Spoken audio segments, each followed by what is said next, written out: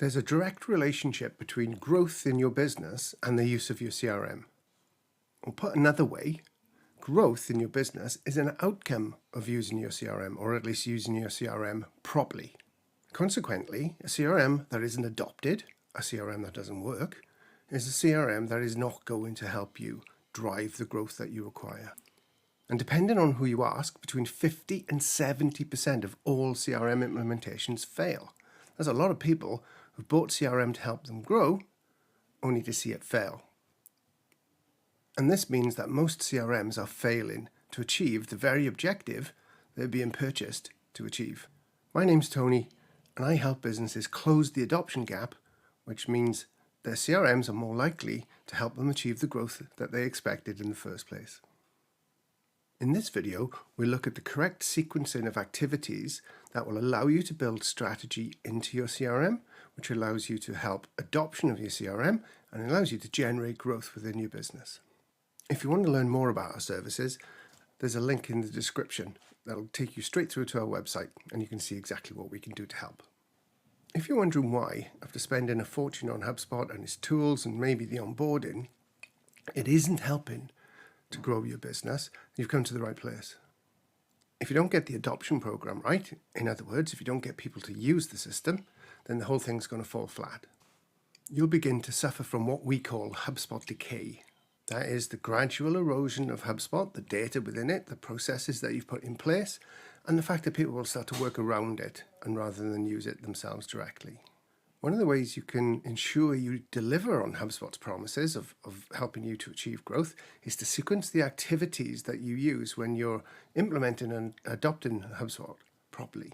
You don't just switch HubSpot on and start to see results. It's part of a bigger picture strategy to grow your business. We call the process of installing HubSpot and seeing this growth begin to occur the closing of the adoption gap.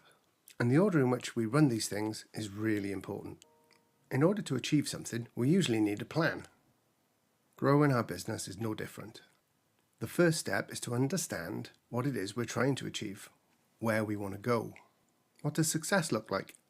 And really flesh this out, really dig into it. Draw diagrams if you like, paint pictures, literal pictures of what it is. Suggest some outcomes, suggest revenue figures, growth figures, percentages. Really build out the picture of where it is you're hoping to be. It's really useful to create revenue figures because these are one of the best indicators of growth. They become the targets within your business. And if you've got a target, it's much more likely that you're going to hit a target. Working without a target means it's much more likely that you'll miss a target. You won't get to where you want to achieve. If we focus on targets, we've got way more chance of actually achieving them and taking the business to where we want it to be. The first step in this cycle, in this sequence of activities, is the planning process.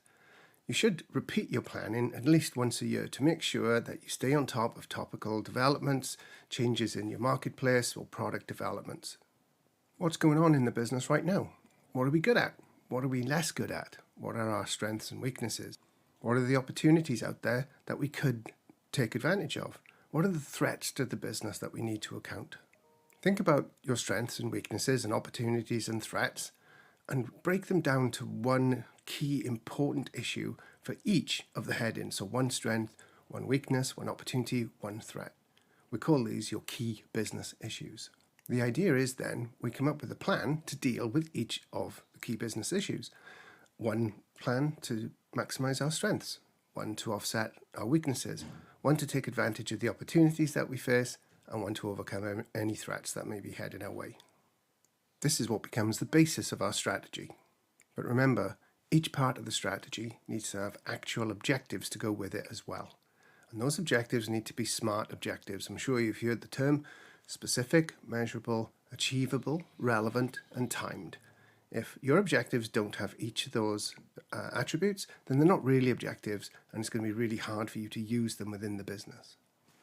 Remember, if you have a target, an objective, it's far more likely you're going to hit it. If you specify, create something that's measurable, achievable, relevant, and timed, it's much more likely it's going to guide you to where you want to be.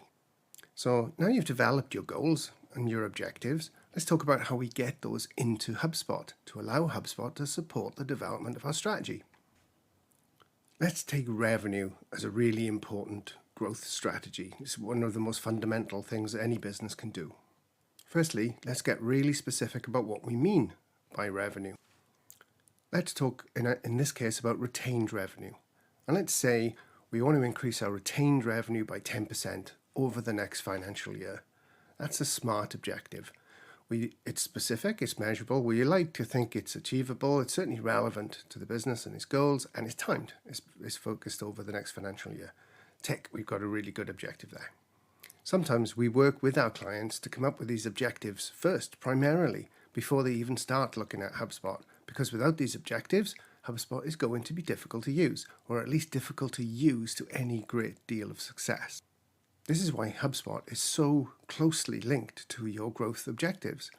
You use HubSpot, if you like, to ensure that you get your growth, but you've got to build this growth strategy into HubSpot in the first place before HubSpot can help. Let's take our objective from a little bit earlier, to increase our retained revenue by 10% over the next financial year. Let's say the strategy we decide on to achieve this involves the following programs or innovation. We're going to look to improve our upsell and our cross-sell. That means we're going to sell small clients and try to make them bigger. And we're going to make sure that all of our clients have equal opportunity to buy all of our products. We're going to focus on reducing customer churn. It's more likely that customers who stay with us are going to add to the overall recurring revenue when we upsell and cross-sell them. And finally, for this strategy, we're going to employ the use of customer voice to drive innovation. We're going to talk to our customers using the CRM to find out what it is they'd like to see in our products or our services and attempt to develop those and build them into the upsell and the cross-sell. As you'd imagine, each of these plans is backed up with training materials, information that can be stored in HubSpot, programs inside and outside of the CRM, perhaps incentive programs. Lots of teaching and training goes on to ensure that these things can take place. They don't just magically happen. We can even use HubSpot's Academy for a lot of these sorts of things. Just search in the Academy for customer success or for upsell and cross-sell, and you'll see relevant lessons pop up there. Or you can use our Sidekick that you'll probably have installed with you in HubSpot if you use our services.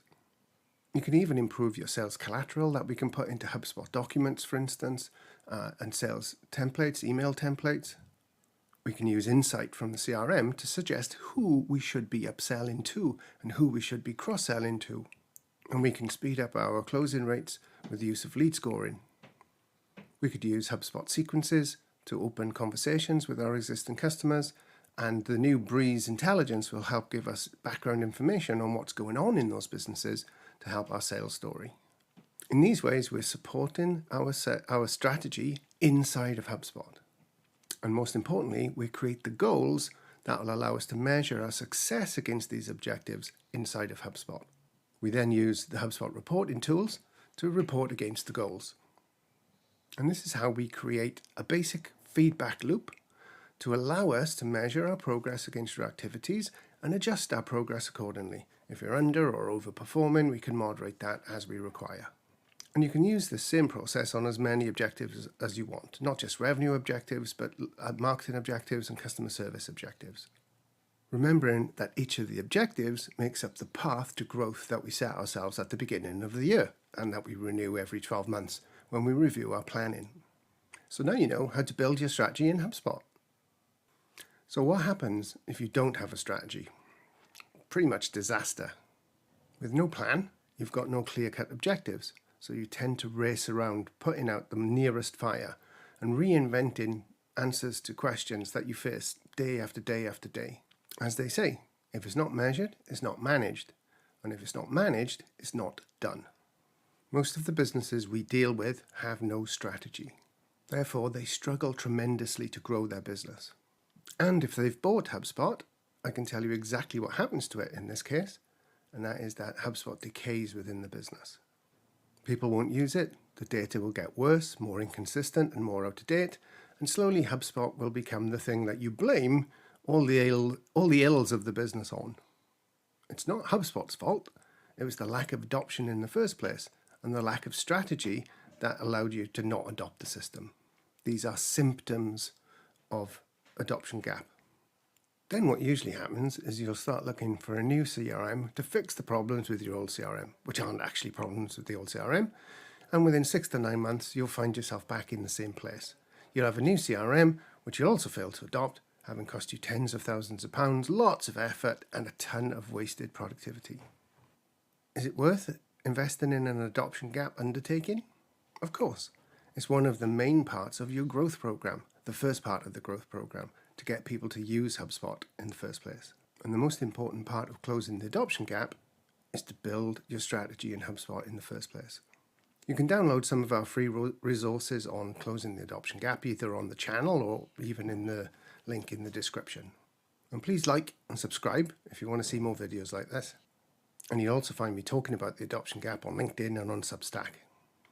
See the video description for links to all this goodness. So go on, download the goodies and start closing your own adoption gap. Let's continue this conversation in the comments. I'd love to hear your stories of where you win and perhaps where you lose in the adoption gap battle and see if I can help. I'll see you in the next video.